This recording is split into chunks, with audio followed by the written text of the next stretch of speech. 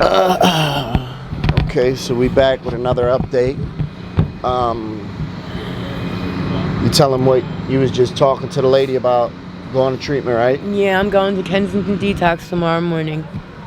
I'll be there with bells on. You can believe that. I'm gonna hold you to it. Oh, you got it. I promise. Gonna hold you to it. I haven't lied to you yet. No, you haven't. And you're allowed to have your phone there, so... Yeah, and I'll be giving you updates on how it's going. Please. I'll give you my number so you can lock it in. Mm-hmm. And then you could just shoot me a text. And then after the detox, hopefully you can get into like a rehab portion. Yeah. And then Recovery we'll get your address. Yeah, we'll get your address so we can stay up to date. definitely. And send you letters, and if you need cosmetics and stuff like that, Definitely. we can help you out. We rooting for you, man. Yeah, you are. And you guys have showed nothing but love, and I appreciate it so much. Like, my heart is filled with so much from all of you. And all the messages of hope. You keep me going, and I really appreciate it. I'm going to give back when I come back. Absolutely. And I'm finally going for myself, though. Listen, that's so important. I feel like when we do things for ourselves, we get to that point where we realize, like, if we ain't good, we can't do shit for nobody else. No, I remember when I tried to get clean for my kids, and I tried to stop selling drugs and all that stuff for my kids, and it never worked. It never worked. I had to realize if I don't do it for myself, I'm worthless to everybody else. Right.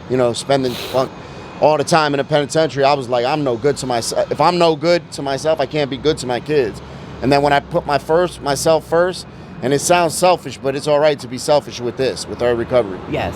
When I said, fuck it, I'm going to be selfish, and I'm going to get my mind right and do what I have to do, it was a whole different ball game. Yeah, it's going to be. And you know what? I mean, I've gone away, like, for my kids and my husband and stuff like that before, but I've never think I've gone away for Sharon.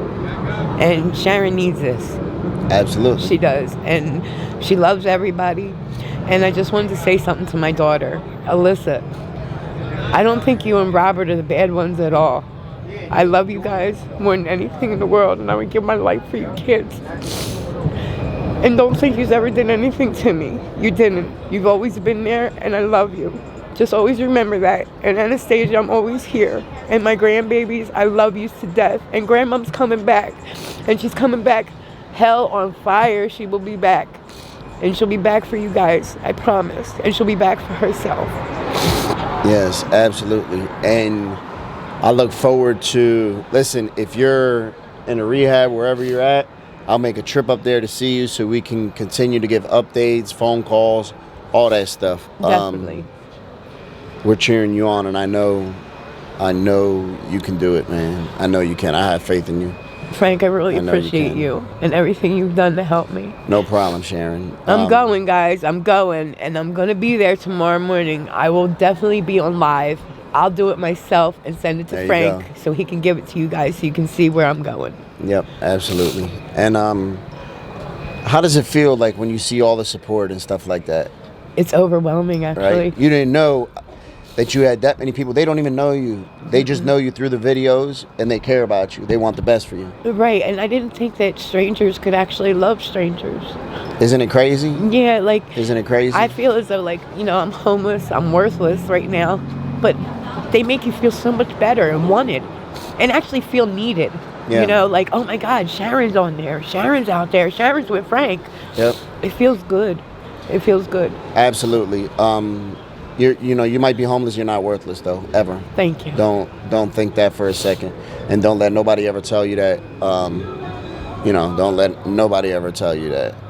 I'm gonna come back. I'm gonna come back. Yeah, absolutely, you will. You're gonna bounce back better than ever. Yeah. I know it. Yeah. I know it. It's not gonna be easy, but it's gonna be worth it.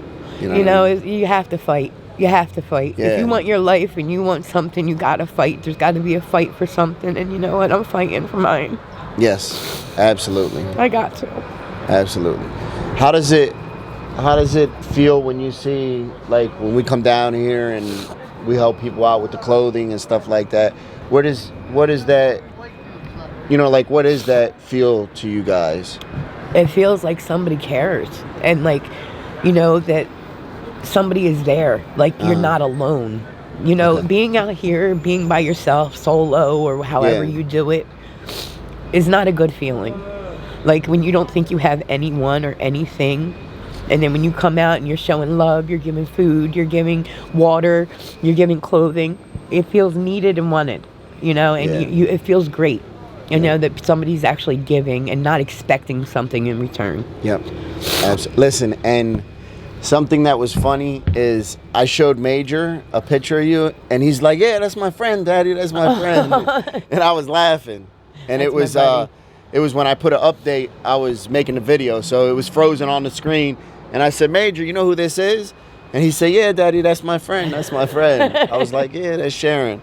You know? Major's my buddy. Yeah. A good kid. Yes, he is, and just thankful to be clean and be able to do that. You know.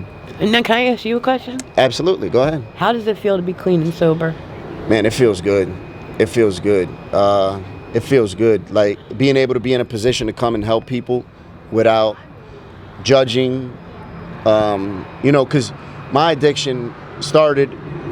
I was in the streets getting money, and then my mother was killed, and I started taking Percocets to go to sleep. Yeah. Because I had to identify her body, so I started taking Percocets to go to sleep, and then the Percocets led to heroin. But at the time, I was getting money, so I didn't see myself as being addicted because I had money, had nice cars, all that stuff. And then I dug myself later on, and it feels good, man. I'm still on parole. My parole officer don't bother me. You know, he knows I might see him, you know, once every now and then. He'll come give me a piss test, talk to me real quick, come to my house and keep it moving. All right, you owe me one thing. Yes. You owe me an interview when I come home. Oh, 100%. All right. 100%. Now I got him on camera, y'all. You see that, right? Absolutely. All right. Absolutely. All right. I want to document all sides of this. You know what I'm Perfect. saying? All sides of this. Just to tell people's story, let them know that it's possible. It's not easy, but it's possible. You know what I'm saying? And And I had somebody that asked me in the comments. They was like, "Frank, I just need to know, are you working with the police?" I was like, I had to message him. People were coming at him like, "Yo, he's trying to help people." I said, "Look, I spent 17 years in prison. The last thing I want to do is see anybody in prison."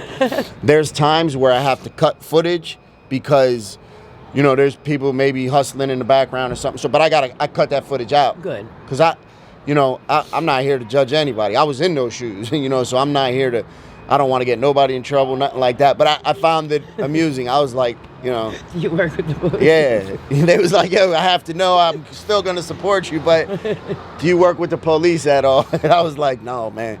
I was like, "Look, I'm on parole. You know, I've been on parole. I'll be off parole in about a year, matter of fact. First time I'll be off parole since I was, like 13 years old. 13 years old. That's got to feel good. Oh, hell yeah, it's going to feel good. Now, you're allowed to leave the state if you want, I have to ask for permission. I come out here, I got to ask for permission. but they know you're down here. Yeah, but they know what I do in the community. In my community, I do a lot of work too, so they know what I do. So now they let me travel. I get passes. I'm good, You know, thank you. But man. I gotta ask and gotta, fill out all the particulars. Yeah, But, I get it. I just had to share that with you, though. I love it. But I know he's not working for the police, Right? y'all. I was like, Okay, "Yo, I am I know working it. with I the know police?" it. I was like, no, not really. No, not today. The motherfucker won't even want my help. They'll be like, "Hold the fuck up." No, not him. Yeah, exactly. So, But thank you guys for all the love and support, and I will be back. I promise. You have my Absolutely. word on that. and we're gonna document that too. Definitely. We're gonna document that the same way we're telling her story now. We're gonna tell her story of recovery. Definitely. And And- please, guys, please go on Frank's GoFundMe page. Please help him with the recovery house. Maybe you never know. I may work there someday. Absolutely. Hopefully so. That would be awesome. Thank you again for your love and support. Yeah. Because you'll end up being one of our success stories. Oh, I know it. I know you will. I know you will. I'm a fighter. We're gonna have Sharon running the house. All right. Yeah, Frank call Sharon, what's up? Exactly. All right. Well, I thank you, Sharon. Thank you, And I Frank. appreciate you. Me too, babe. Thank you. No problem. Oh, boy.